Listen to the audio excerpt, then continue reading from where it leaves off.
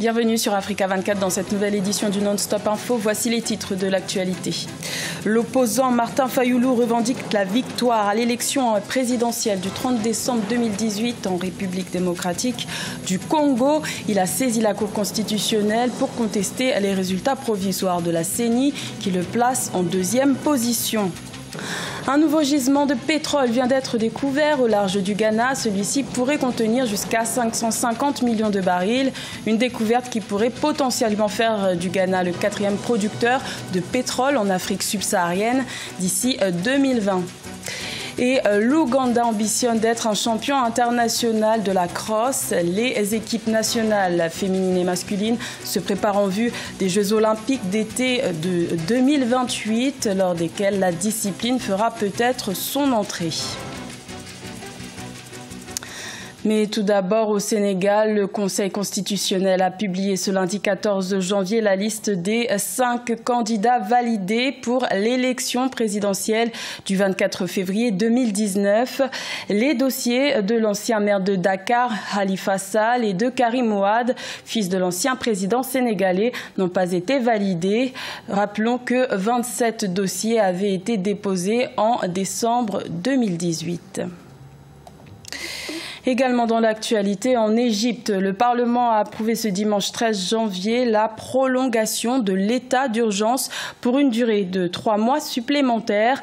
Le renouvellement de cette mesure sécuritaire prendra effet le 15 janvier.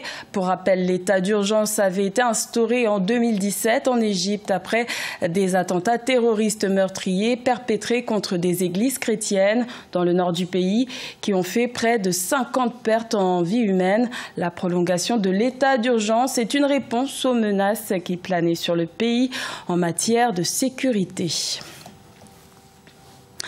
Les péripéties post-électorales se poursuivent en République démocratique du Congo. L'opposant Martin Fayulu, arrivé en deuxième position à l'élection présidentielle, selon les résultats provisoires de la CENI, a déposé un recours le 12 janvier devant la Cour constitutionnelle. Le candidat de la coalition Lamuka revendique la victoire avec 61% des suffrages. Reportage de notre correspondant Jacques Amboka, commenté par Fanny Mounichi. Martin Fayulu a déposé ce samedi 12 janvier un recours pour contester les résultats de la présidentielle publiés par la CENI qui le classe deuxième après Félix Tshisekedi. C'est sous haute sécurité que le candidat de la coalition Lamuka, accompagné de son épouse et ses proches, est arrivé à la Cour constitutionnelle à Gombe, dans la capitale congolaise. Le président Martin Fayulu Madidi, il est venu juste pour retirer les récépissés, parce que le dossier avait déjà été déposé hier.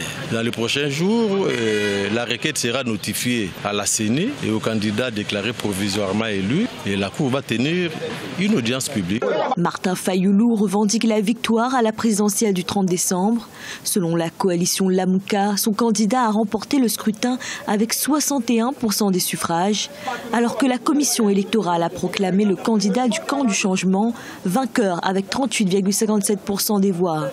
Martin Fayulu se dit pourtant déterminé. Le peuple congolais a posé un acte pour un réel changement. Aujourd'hui, ce n'est pas l'expression des urnes qui est publiée. Le peuple et moi allons tout faire pour avoir ce changement.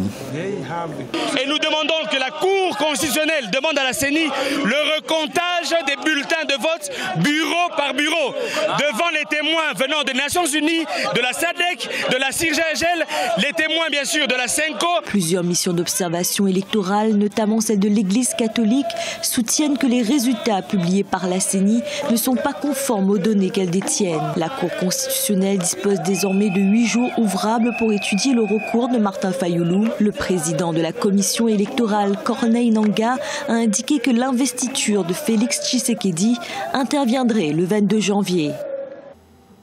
Et la SADC, la communauté de développement d'Afrique australe et la conférence internationale sur la région des Grands Lacs se sont exprimés ce dimanche 13 janvier concernant les élections générales congolaises du 30 décembre 2018.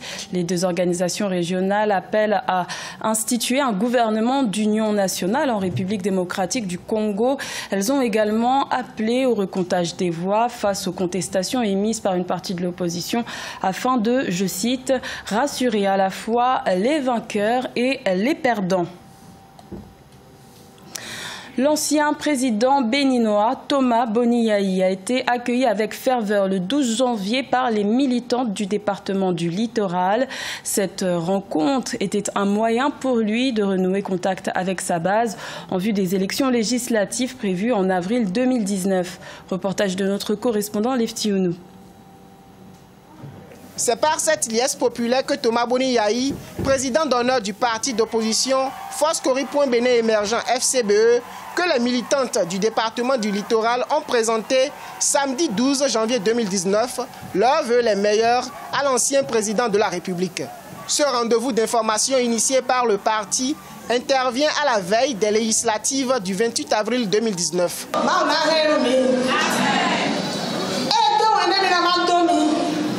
Que Dieu veille sur lui, il me charge de vous transmettre un message.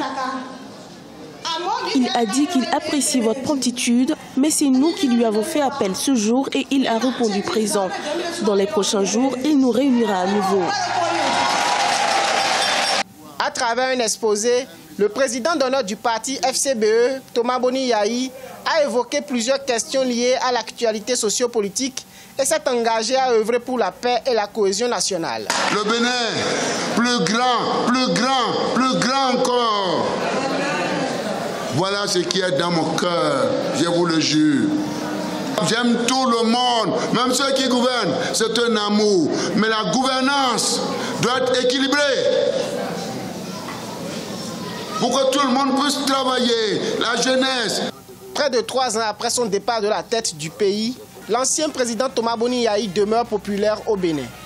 Aujourd'hui, dans les rangs de l'opposition, il s'est engagé à imposer davantage son parti et ses idéaux face au pouvoir en place. Bonne nouvelle pour l'industrie pétrolière ghanéenne. Un nouveau gisement de pétrole pouvant contenir jusqu'à 550 millions de barils a été découvert au large du Ghana. De bonnes perspectives économiques sont en vue pour ce pays qui a découvert ses premiers gisements offshore en 2007. Ange Noménio. C'est une découverte qui pourrait potentiellement faire du Ghana le 4e producteur de pétrole en Afrique subsaharienne d'ici 2020. Un nouveau gisement de pétrole d'une valeur de 550 millions de barils a été découvert au large du pays. La compagnie pétrolière norvégienne Aker Energy, à l'origine de la découverte, a indiqué que des forages récents avaient révélé environ 450 voire 550 millions de barils équivalent pétrole dans le champ Pécan à 166 km au large de la ville côtière de Takoradi. Nous sommes heureux d'annoncer les résultats d'exploration des puits. Notre priorité la plus importante à l'avenir est de fournir aux autorités ghanéennes un plan robuste de développement sur le terrain. Malgré les perspectives de croissance prometteuses, le Ghana reste un pays à revenu intermédiaire de la tranche inférieure. Selon le Fonds monétaire international en 2018, son produit intérieur brut par habitant était de 1 610 $, sous la moyenne des marchés émergents. Le pays espère que le nouveau gisement contribuera à booster son économie. La question, c'est aujourd'hui, comment est-ce que le Ghana va faire alors qu'il est en plein boom pétrolier pour éviter les erreurs des autres pays africains? À bien négocier les contrats avec les entreprises d'exploration, à bien négocier la vente du pétrole sur le marché mondial, mais surtout à bien orienter les investissements qui sont issus des recettes pétrolières. Le Ghana, dont les premiers gisements offshore ont été découverts en 2007, est devenu producteur de pétrole en 2010, ce qui a permis de donner un coup d'accélérateur à sa croissance économique. Les réserves du pays sont estimées entre 5 et 7 milliards de barils. L'Ouganda pratique la crosse depuis 2012. Les autorités sportives tentent de développer et de valoriser ce sport collectif d'origine amérindienne auprès de la jeunesse. L'objectif étant de faire de l'Ouganda un champion international de la discipline. Siam Victoria Sedje.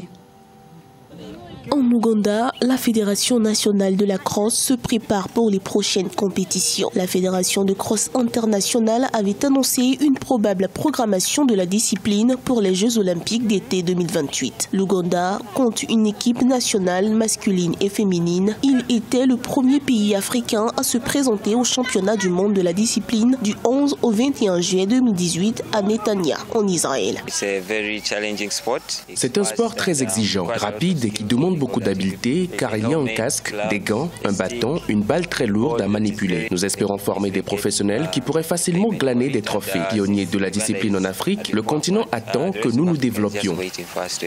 Dans l'optique de susciter un véritable engouement de la discipline et attirer davantage de talents, les autorités ougandaises organisent des collectes de fonds permettant de soutenir les joueurs. Des bourses d'études sont également offertes aux jeunes.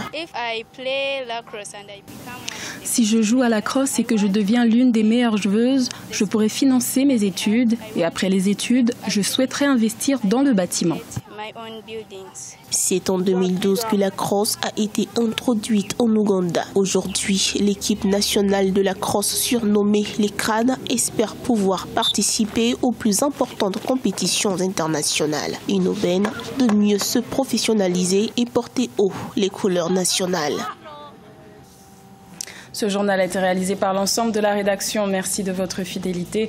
L'information continue sur Africa 24.